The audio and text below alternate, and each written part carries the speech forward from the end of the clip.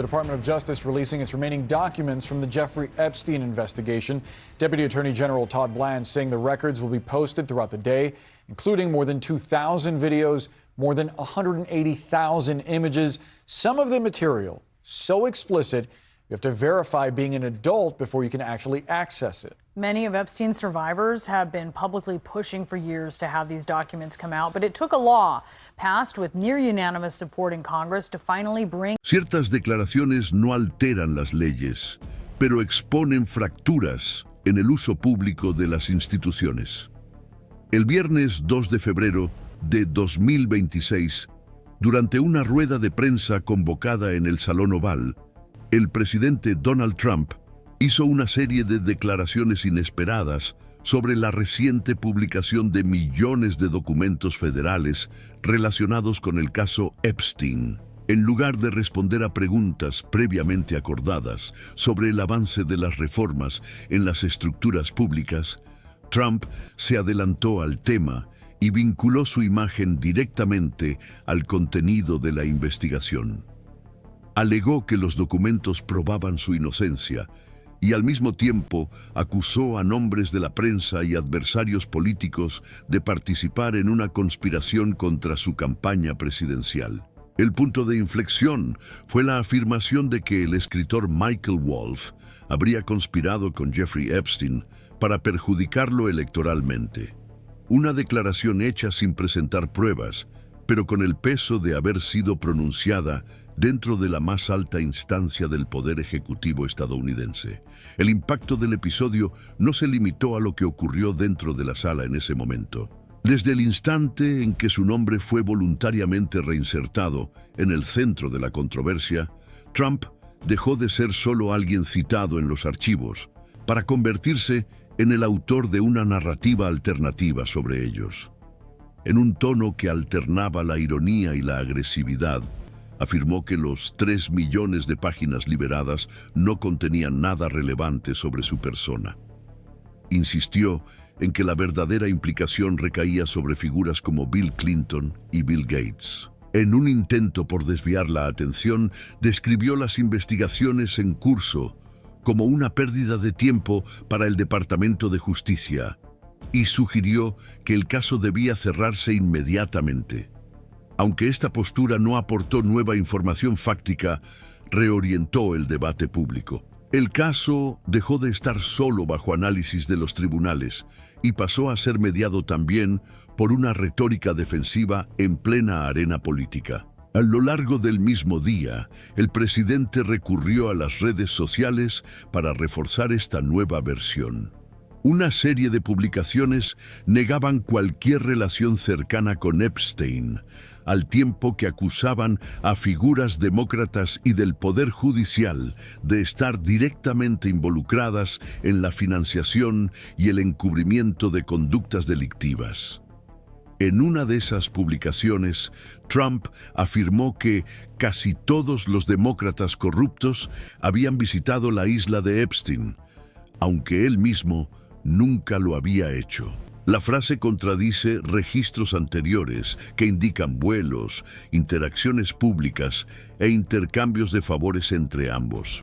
Sin embargo, el objetivo de la narrativa no parecía ser la precisión histórica, sino la saturación. Deslegitimar los datos mediante la repetición de una negación pública, multiplicada en diferentes canales y formatos. Paralelamente, Trump dirigió críticas directas a personalidades que comentaron el caso en la prensa y en eventos públicos. Cuando un periodista le preguntó sobre el humorista Trevor Noah, que había hecho una broma sobre él durante los Grammy, el presidente indicó que tenía intención de demandarlo. La justificación presentada fue la mención de supuestos viajes a la isla de Epstein, que Trump negó rotundamente. Sin embargo, el discurso fue más allá de la defensa personal y tocó un punto institucional delicado: el uso del aparato jurídico como instrumento de intimidación contra figuras públicas que ejercen la libertad de expresión.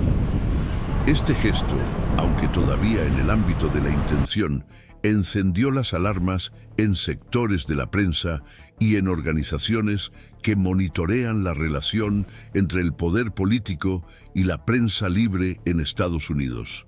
Al mismo tiempo, otro movimiento llamó la atención. En un desvío inesperado del tema central, Trump comentó, también durante la rueda de prensa, una investigación en curso contra el presidente de la Reserva Federal, Jerome Powell. Cuando se le preguntó sobre la actuación de la fiscal federal, Jeanine Pirro, una figura cercana a él y recientemente nombrada para el cargo en Washington, Trump fue directo.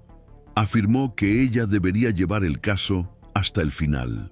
El comentario generó un malestar inmediato entre bastidores en el Congreso, especialmente porque el senador republicano Thom Tillis había condicionado su aprobación de nuevos nombramientos para la Fed a la suspensión del proceso contra Powell.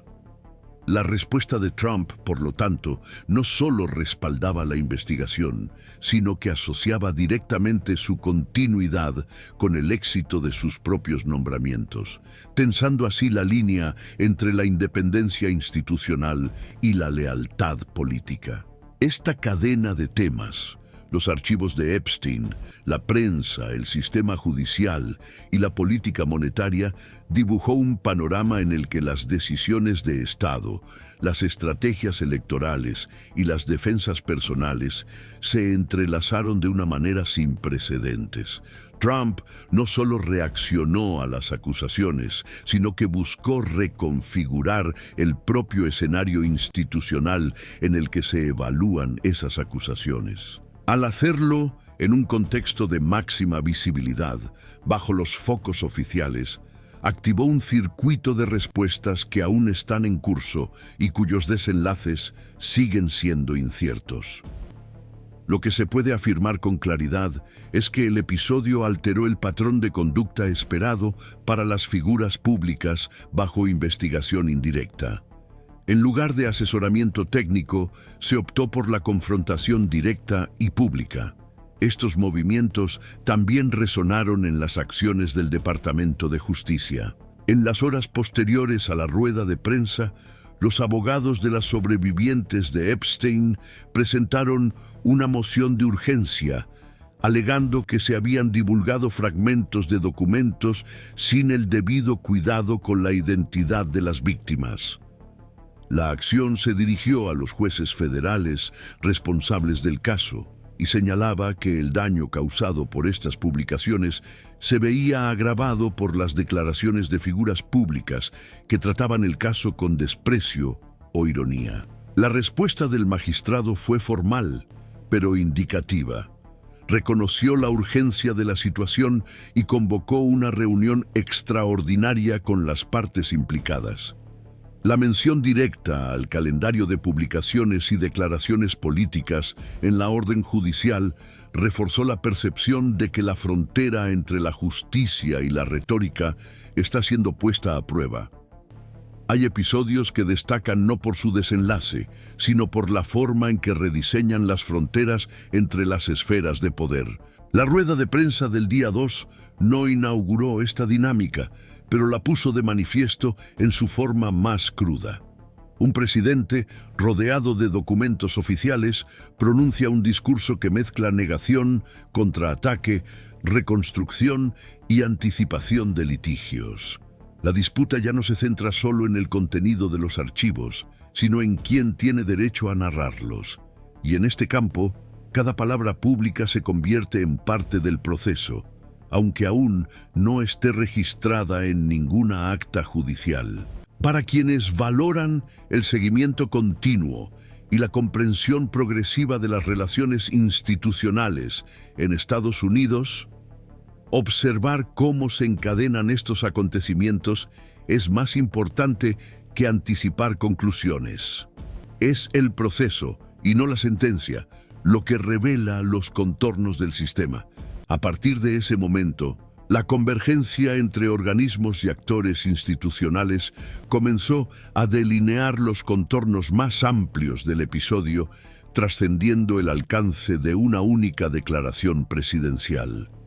Mientras la retórica pública del presidente Donald Trump tenía como objetivo absorber y redirigir la atención hacia los archivos de Epstein, sectores del Congreso, del Departamento de Justicia y del Poder Judicial, comenzaron a actuar en campos simultáneos de análisis, contención y respuesta. La apertura de una nueva audiencia extraordinaria por parte del juez federal Richard Berman, por ejemplo, no se limitó a la evaluación técnica de un error procesal. Al reconocer formalmente que la divulgación de los datos causó un nuevo trauma a las víctimas identificables, el juez atribuyó a la instancia judicial el papel de contención ética en medio de un ciclo político de desinformación, exposición e intento de instrumentalización del material divulgado. Esta iniciativa, aunque de alcance limitado, reactivó las dudas sobre la eficacia de los mecanismos de protección en el actual modelo de acceso público a los archivos judiciales, en los que intervienen múltiples agentes públicos. En este contexto, vuelve a surgir el debate sobre la propuesta legislativa conocida como Epstein Transparency Act, copatrocinada por parlamentarios de distintos espectros ideológicos, como el republicano Thomas Massie y el demócrata Ro Khanna. La iniciativa había sido concebida originalmente para garantizar la preservación de la identidad de las víctimas, al tiempo que se aseguraba la publicidad de los documentos. Sin embargo, el proyecto se vio debilitado por la resistencia técnica del Departamento de Justicia, que alegó la inexistencia de base legal para el nombramiento de un supervisor independiente con poder de veto sobre las publicaciones. Ahora, ante la filtración de nombres y la repercusión pública provocada por figuras como el propio Trump, la propuesta vuelve a debatirse en los pasillos del Congreso. No como un ejercicio de transparencia, sino como una respuesta institucional a la inestabilidad causada por fallos de protocolo e intentos de capitalización política sobre material judicial en curso. Esta convergencia ayuda a entender por qué los parlamentarios que inicialmente se resistían a la propuesta volvieron a manifestarse, incluso entre los republicanos tradicionalmente alineados con la base de Trump. La crítica velada de algunos miembros del Senado al ataque de Trump contra Massie, por ejemplo, reveló fisuras internas que van más allá de la disputa narrativa. La insinuación de que el congresista se habría convertido en un liberal encubierto tras su matrimonio, tal y como publicó Trump, fue recibida como una señal de que las divergencias institucionales se están tratando con métodos personales y de que el campo republicano podría enfrentarse a una fragmentación más acusada si estos patrones se repiten a lo largo de la campaña. La presencia de nombres como Steve Bannon en los documentos publicados añadió otra capa de complejidad al escenario. Aunque ya no forma parte del núcleo formal de la estructura de la campaña de Trump, Bannon sigue siendo una figura de influencia estratégica en sectores de la base ideológica más dura. La revelación de que habría intercambiado correos electrónicos con Epstein, discutiendo estrategias para neutralizar las acusaciones públicas y reconstruir la imagen del empresario en 2019, solo unos meses antes de su detención, no solo reaviva las sospechas sobre su actuación en ese periodo, también introduce en el debate la hipótesis de que la gestión de la reputación en casos de alto riesgo contó con articulaciones extrainstitucionales. El contenido de los mensajes no ha sido desmentido por Bannon hasta el momento, lo que refuerza la percepción de que existe una zona opaca entre la actividad de los consultores y los límites de la responsabilidad legal. Esa zona opaca es precisamente el punto de intersección entre las instituciones formales y los mecanismos informales de poder. Lo que sugieren las interacciones entre Trump, Bannon y Epstein Según los registros disponibles, es la existencia de un flujo constante de intereses en torno a la gestión de la imagen pública y al control de las narrativas con impacto electoral. La ausencia de acciones judiciales inmediatas contra estos movimientos no implica la inexistencia de riesgo, pero sí apunta a la dificultad sistémica de lidiar con estrategias que operan al margen de la legalidad, especialmente cuando involucran a figuras conocedoras del funcionamiento interno del sistema político. Paralelamente, la mención de Trump a la reforma del Kennedy Center y su decisión de interrumpir temporalmente las actividades del lugar fue interpretada por la comunidad artística como un intento de desviar la atención institucional. Aunque el discurso se centró en la necesidad de un espacio más seguro y renovado, el reciente historial de vaciamiento del centro indica que la decisión también responde a un impulso de control. Al afirmar que las reformas costarían alrededor de $200 millones, Trump no proporcionó detalles sobre la financiación ni aclaró la participación de entidades públicas o privadas en el proyecto. Este silencio, en medio de un escenario ya cargado de sospechas sobre el uso indebido de fondos y contratos dirigidos, acentuó la percepción de una superposición entre la gestión cultural y los movimientos políticos. La propia elección del despacho oval como escenario para tales declaraciones no fue accidental. El uso del espacio institucional más emblemático de la presidencia constituyó un gesto de apropiación del poder narrativo. Al abordar simultáneamente temas como los escándalos judiciales, la financiación internacional, las investigaciones de la Reserva Federal y las decisiones administrativas sobre los centros culturales, Trump puso a prueba los límites de la cohesión institucional y el tiempo de respuesta de los engranajes federales. La acumulación de estos vectores de inestabilidad ha generado presión sobre figuras de alto rango del Partido Republicano, obligadas a equilibrar la lealtad a la base con la preservación de la integridad de las instituciones que representan. Al mismo tiempo, el Departamento de Justicia se enfrenta a retos internos en la gestión de crisis provocadas por agentes políticos que, directa o indirectamente, han sido objeto de investigaciones bajo su responsabilidad. El hecho de que el propio Trump haya criticado al Departamento de Justicia durante la rueda de prensa, sugiriendo que debería dejar de perder el tiempo con eso, indica un intento de revertir el flujo institucional a su favor. Pero esta estrategia conlleva un riesgo. Al desacreditar al organismo que ya ha llevado a cabo investigaciones contra sus adversarios, Trump socava la autoridad del mismo departamento que podría actuar para protegerlo si surgen nuevas acusaciones basadas en los archivos liberados. Esta ambivalencia institucional, en la que los mismos actores son a veces escudo y a veces blanco, es parte de lo que hace que el momento actual sea especialmente volátil. Las reacciones aún están siendo absorbidas por las estructuras partidistas y jurídicas, pero el hecho de que se hayan activado simultáneamente múltiples esferas de poder, aunque sea de manera informal o reactiva, indica que el episodio no será fácilmente neutralizado por la retórica.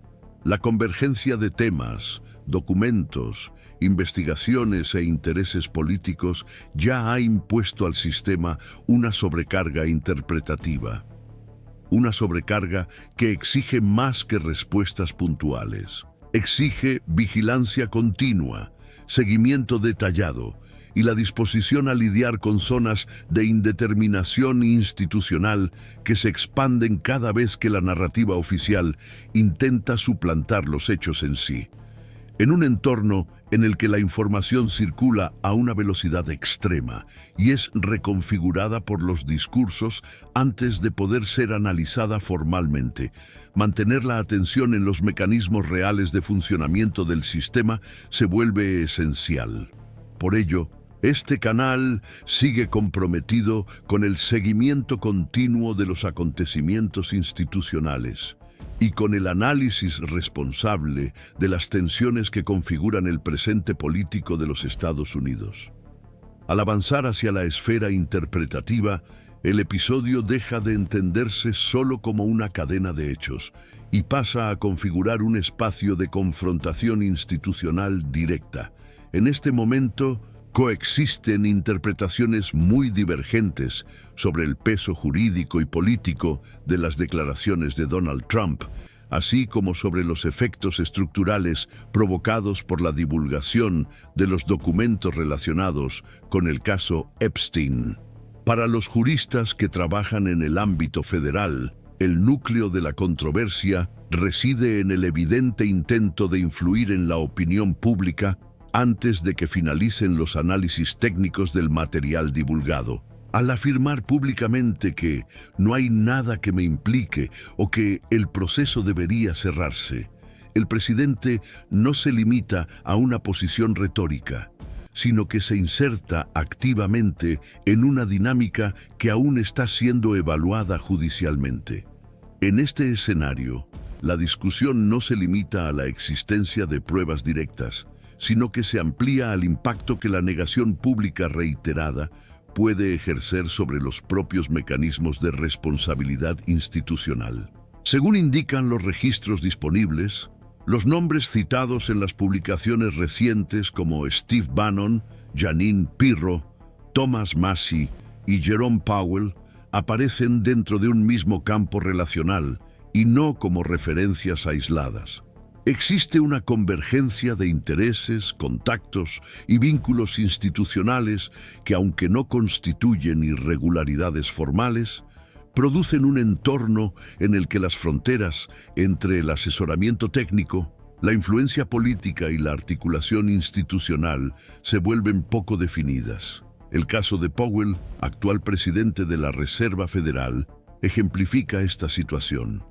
La presión ejercida para que se interrumpieran las investigaciones relacionadas con él a cambio de nombramientos políticos sugiere una lógica de negociación institucionalizada que, aunque no está claramente tipificada como delito, pone en tensión el sistema de controles y contrapesos previsto por la Constitución. Así, el debate se desplaza de la legalidad inmediata a la estructura de poder que sustenta las decisiones administrativas y judiciales en contextos de crisis. Todavía existen divergencias importantes sobre el papel de la prensa y el entretenimiento en este proceso. Mientras los sectores alineados con el presidente sostienen que los comentarios humorísticos realizados por presentadores como Trevor Noah durante los Grammy representan ataques injustos y políticamente orientados, los juristas y los expertos en libertad de expresión defienden que el discurso público debe seguir estando protegido, sobre todo cuando se dirige a figuras públicas. La sugerencia de Trump de recurrir a la justicia contra el comediante reactivó los debates sobre el uso estratégico del derecho como instrumento de presión cultural y llevó a los medios independientes a cuestionar si existe un intento deliberado de redefinir los límites de la crítica y el humor en Estados Unidos. Aunque esta tensión ya se ha producido en otras ocasiones, cobra mayor relevancia al surgir en medio de una amplia divulgación de documentos relacionados con uno de los mayores escándalos judiciales del país. Desde el punto de vista técnico, los analistas jurídicos que siguen el caso Epstein destacan que la presencia de más de 38,000 menciones al nombre de Trump en unos 5,000 documentos no constituye por sí sola una prueba de culpabilidad formal. Aún así, la estrategia de distanciamiento absoluto, reiterada de forma pública y sin matices, suscita interrogantes sobre cómo se tratarán estas referencias a lo largo del proceso. Entre los fiscales y los magistrados crece la preocupación de que la exposición excesiva comprometa la imparcialidad y la integridad de las futuras audiencias. A esto se suma la crítica de los abogados de las víctimas, que señalan que la politización del caso tiene un impacto directo en sus clientes, tanto en el aspecto psicológico como en el jurídico, al convertir relatos delicados en piezas de una disputa electoral más amplia. La falta de consenso hasta ahora indica que el sistema institucional aún se encuentra en fase de asimilación de los hechos. Las reacciones de los tribunales, los movimientos del Congreso y las declaraciones de las autoridades públicas conforman un escenario dinámico en el que cada nuevo elemento redefine la interpretación del anterior. En este contexto, las decisiones futuras, como la implementación de mecanismos de supervisión externa de los archivos, la convocatoria de nuevas audiencias públicas o la reconfiguración de las comisiones parlamentarias, pueden alterar significativamente el equilibrio actual. Sin embargo, ninguna de estas posibilidades parece avanzar sin una revisión más profunda de los instrumentos de protección y rendición de cuentas de los agentes públicos en el ámbito de la justicia federal. El papel del Departamento de Justicia sigue siendo el centro de atención. La institución se enfrenta simultáneamente a presiones internas y externas relacionadas con la gestión de los documentos y la respuesta institucional ante fallos ya reconocidos. Algunos analistas consideran que el organismo deberá adoptar, en las próximas semanas, medidas capaces de reafirmar su autoridad técnica y administrativa, so pena de convertirse él mismo en objeto de cuestionamientos por parte del Poder Judicial.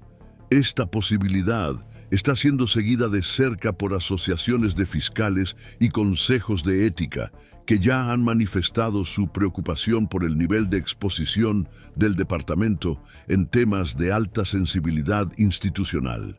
Paralelamente, los acontecimientos relacionados con la reforma del Kennedy Center siguen siendo interpretados por sectores del ámbito cultural como una señal de ruptura. La justificación oficial, basada en argumentos técnicos y estructurales, no ha ido acompañada de transparencia presupuestaria, ni de un calendario claro, lo que refuerza la percepción de que la decisión forma parte de un movimiento más amplio de intento de control discursivo sobre las instituciones críticas con la gestión de Trump. El hecho de que el anuncio se produjera en el mismo evento en el que el presidente atacó a periodistas, fiscales y adversarios en el Congreso intensificó esta interpretación. Aunque el proyecto avanza con respaldo legal, su significado sigue abierto, especialmente para los grupos que históricamente han ocupado y programado el espacio cultural en cuestión. La tensión continúa sin resolverse. Las instituciones siguen reaccionando, cada una a su propio ritmo, a las presiones simultáneas que han surgido en los últimos días. Las interpretaciones en disputa difícilmente se disiparán a corto plazo, y tal vez ni siquiera deban hacerlo. Revelan algo que va más allá de las divergencias ideológicas o partidistas. Exponen un modelo de crisis institucional construido no solo a partir de conflictos formales, sino de la disputa pública de narrativas, incluso antes de la conclusión de los procesos jurídicos. En este punto, el seguimiento atento y continuo deja de ser solo una opción informativa y se consolida como una exigencia democrática. Seguimos, por aquí, acompañando los desdoblamientos institucionales con rigor analítico y el contexto que la complejidad de este momento impone.